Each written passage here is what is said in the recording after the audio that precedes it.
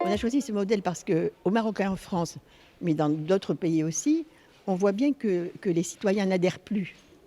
Je ne dis pas qu'ils sont désespérés, mais il y a un pessimisme grandissant à la suite des difficultés économiques et sociales qui sont rencontrées par les États. Et les crises, la succession de crises que nous avons vécues depuis 2008 a amplifié le phénomène. Quelqu'un a parlé de phénomène cumulatif des crises, c'est vrai. Les crises ont rajouté de la difficulté à chaque fois. Donc je rappelle la crise de l'économie bancaire de 2008, où la finance internationale a été sauvée in extremis. Ensuite, nous avons eu l'épreuve de la Covid-19 qui a ébranlé sérieusement nos fondamentaux, qui a opéré aussi pour les États la nécessité d'une reconversion brutale de leur mode d'action, voire même de leur conduite. Des États qui s'étaient rangés au libéralisme, c'est-à-dire à essayer de réduire l'action de l'État, ont été conduits à intervenir massivement pour soutenir les entreprises, pour soutenir la demande des consommateurs. Et voilà que la peine du Covid est terminée, et il n'est pas terminé. En tout cas, en France, on est confronté de nouveau à un rebond de l'épidémie. Au Maroc, je crois que non, heureusement. Voilà. Donc voilà que s'enchaîne la guerre d'Ukraine, qui est en réalité une crise géopolitique, une restructuration de l'ordre politique international, sous la pression évidemment de la Russie, mais peut-être aussi de la Chine qui travaille, et de l'autre côté de l'OTAN, qui n'est pas en reste non plus. Donc on voit bien que les grandes puissances essaient de redistribuer les cartes au niveau international. Et cette crise géopolitique est sa sortie d'une crise énergétique grave qui pèse sur les entreprises. Crise du gaz, crise de l'électricité. En France, on a nombre d'entreprises qui ferment leurs portes parce qu'elles ne peuvent plus supporter la facture d'électricité. Les services publics, idem. Il y a des écoles qui sont confrontées à l'obligation de devoir fermer leurs portes au moins une demi-journée par jour, parce qu'ils ne peuvent plus chauffer. Donc, on voit bien que les États sont arrivés à bout de souffle, en quelque sorte, parce que, parallèlement, et ça c'est depuis plusieurs années déjà, les États étaient confrontés à ce qu'on appelle un effet de ciseaux, avec des dépenses publiques qui, peut-être ne s'accroissaient pas, mais qui grimpent ou qui restent à des niveaux très élevés, tandis qu'au contraire, les recettes fiscales stagnent. Voilà. Donc, de notre côté, il y a aussi une demande des citoyens de plus de sécurité en matière sociale, en matière de protection. On l'a vu au Maroc, où vous avez introduit, à juste titre d'ailleurs, notamment la réforme c'est le registre social unifié. Oui, c'est ça. Vous avez introduit cette... C'est ça. Et vous devez, d'après ce que j'ai entendu de la lettre de la ministre qui a été lue par M. Bensouda, vous avez comme projet d'aller plus loin dans la protection sociale. Alors, comment vont faire les États pour financer le maintien de leurs dépenses, voire l'augmentation de leurs dépenses, et avec des recettes fiscales qui stagnent? Soit on augmente les impôts, mais il est très difficile d'augmenter les impôts sur les entreprises parce que c'est menacer la concurrence dès lors qu'il y a une concurrence au niveau international. Et on ne peut pas continuer à recourir indéfiniment à l'instrument dette. Et il y a le problème, alors si on n'augmente pas les impôts et qu'on ne peut pas baisser les dépenses, la seule solution c'est la dette, mais on ne peut pas, comme vous dites très très bien, indéfiniment continuer à s'endetter. Un jour ou l'autre, il va falloir rembourser. Et donc, si la génération actuelle ne rembourse pas, c'est la génération suivante qui va lourdement pâtir des erreurs, ou en tout cas des choix qui auront été faits. Donc, c'est vrai que les États sont placés devant un dilemme.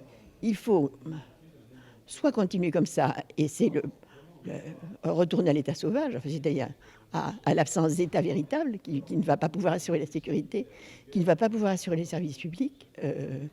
Et il y aura bien un marché, mais le marché va fonctionner de manière erratique. Soit trouver un autre modèle de développement. Vous avez eu cette réflexion chez vous avec votre nouveau modèle de développement qui a été présidé par, dont la commission a été présidée par M. Ben Moussa. Donc le Maroc, ce qui est intéressant au Maroc, c'est que depuis plusieurs années, le Maroc essaie d'anticiper. Alors il n'anticipe pas de manière globale, il est confronté à des difficultés, mais on voit que le Maroc, il essaie d'avancer sur des terrains sur lesquels les États les plus développés n'ont pas beaucoup avancé. C'est pour ça que je me suis permis de citer le rôle du Maroc en matière de tentative d'égalité de l'accès des femmes aux hautes responsabilités, parce que le Maroc est exemplaire, on ne le dit pas assez, ceci.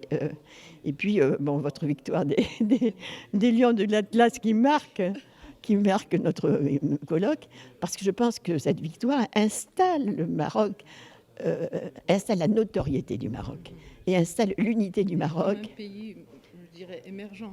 Oui, et renforce aussi la confiance en soi des Marocains, Exactement. de chaque Marocain, notamment des jeunes Marocains. Et ce qui m'a frappé, moi j'ai regardé le match, ce qui m'a frappé, cette équipe, c'est la détermination incroyable, le talent, mais le talent, ça ne suffit pas, il faut la gagne.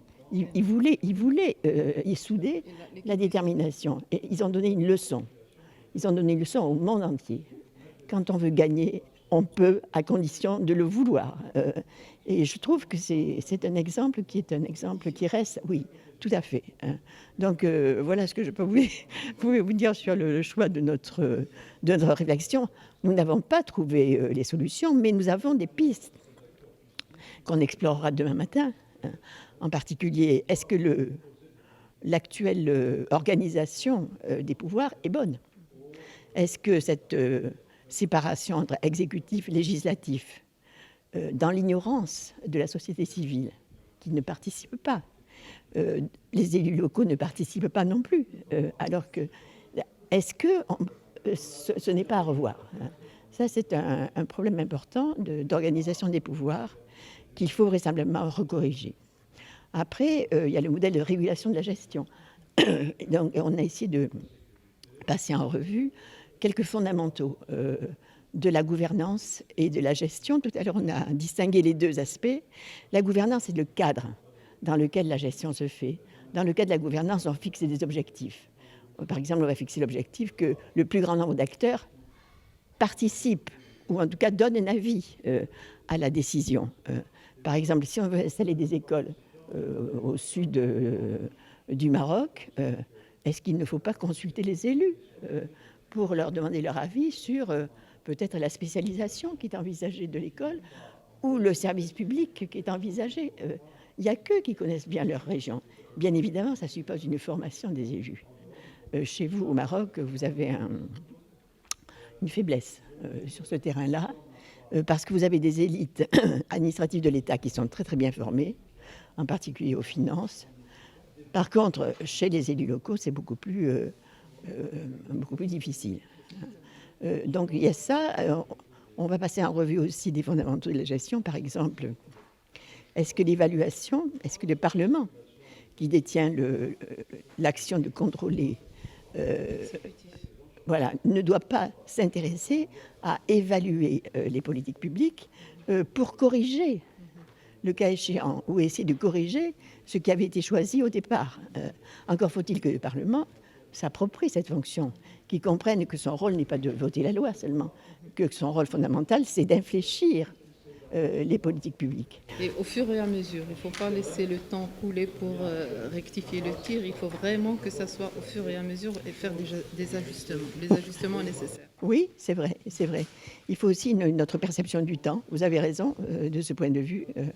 Donc l'idée, c'est de confronter ce qui se fait en France, les problèmes que nous avons en France, qui sont pas loin de ceux du Maroc, même si nous avons des différences. Donc on essaie de réfléchir dans le respect de nos différences. Ça, j'insiste beaucoup parce que à Fondafip, on ne cherche pas du tout à plaquer un modèle. On cherche au contraire à valoriser ce qui existe chez l'autre et qui marche bien. D'ailleurs, c'est ce que m'a dit tout à l'heure M. Moussouda pour la loi organique de finances. Il a dit on l'a importé, mais tout en l'adaptant. Oui, c'est vrai. C'est vrai, c'est vrai, c'est vrai.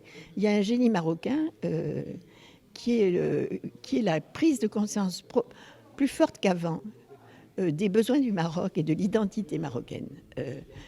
Et je trouve que le Maroc progresse considérablement sur ce terrain-là, c'est-à-dire en se pensant comme un pays presque à égal des autres, plus qu'un pays émergent même. Vous êtes à la tête de l'Afrique, d'une certaine manière. Quand je regarde les pays du Maghreb, Exactement. vous êtes en pointe. Quand on regarde l'Afrique subsaharienne, vous êtes en pointe. Donc incontestablement, vous avez une position, alors j'allais dire dominante en Afrique, ce n'est pas de la domination sur les autres, mais une position de pointe. Pour suivre toute l'actualité d'EcoActu.ma, inscrivez-vous sur notre chaîne YouTube et rejoignez notre communauté sur Facebook et sur les autres réseaux sociaux.